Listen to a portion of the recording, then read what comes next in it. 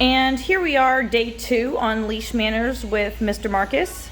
And what we're doing today is just a continuation of what we did yesterday, which is basic leash manners, walking calmly on the transition leash, not pulling, not jumping on people, doing mat work, calmly waiting at the door before going through. These are all skills we practice in home until they are well versed. And then we take them out into the public setting to practice those basic skills with a little more challenge.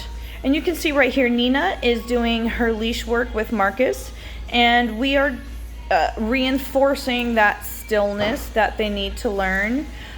So basically, once you put them in a sit, they will stay there until you give them that break command of let's go.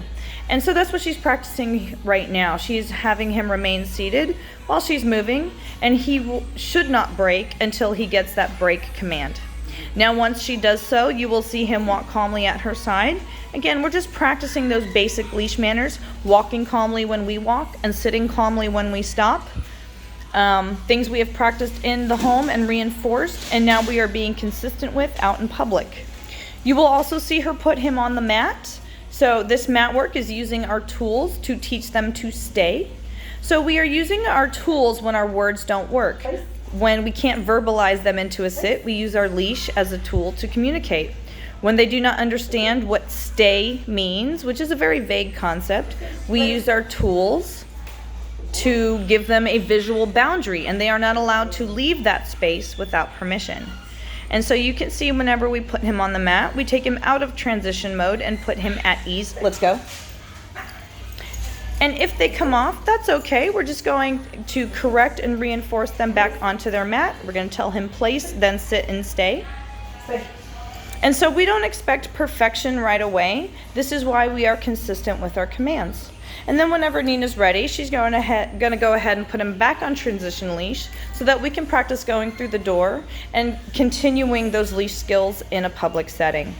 And your dog should remain seated and still the entire time you are leashing them up, gearing them up. Again, we are teaching them stillness along with these leash manners. So once he gets that break command, he's allowed to come off his mat so that we can put it away. The mat is a training tool. It is not a bed. And she's going to move him on to the door. And you can see Mr. Zeus is practicing his self-restraint as well. And so again, the door opening is not his command to move. Your break command of let's go is going to be his cue. So we're going to practice some movement while reinforcing that sit with him. Again, when you put him in a sit, he should stay until given the command, not because you're moving or the door is opening. Let's go. Thank you. And she's going to just go ahead and sit him once we come through the door. Again, this both breaks the energy and allows us to lock and close our door. Whenever she's ready, she's going to move him on his way.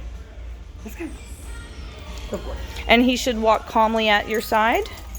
And continuing those basic leash skills of walking calmly in the position you're supposed to be in, no jumping, no pulling, no fear, no excitement, just nice and calm, this neutral 0. And so we should be practicing these skills in the home so that they are well regimented and drilled into their brain so that when we take them out in public, they can focus on the task at hand. So you can see he's focusing on the leash manners, on his tasks, and this fulfills his need for role identification. We are showing him exactly how we want him to behave, so he does not have to make any decisions. He does not have to decide where to go. We have a good distraction, kitties. Where to go, where to find food, who to hunt, who to protect you from. We make all of those decisions. Let's go. You can see up here we have some distractions, some cats, and Mr. Marcus is a pro and he didn't react at all. So once you have basic leash manners set into your dog, continued socialization is imperative. You should be taking your dog out with you as much as possible. Even if just running some errands, that is an opportunity for new sights, new sounds, new smells, new dogs, and new people. So every outing, every interaction with your dog, every distraction is a training opportunity, and you should be using it as such. So thank you, Mr. Marcus and Nina. They're going to be walking off into the sunset here, and he has done a wonderful job. And I hope everyone has a wonderful day.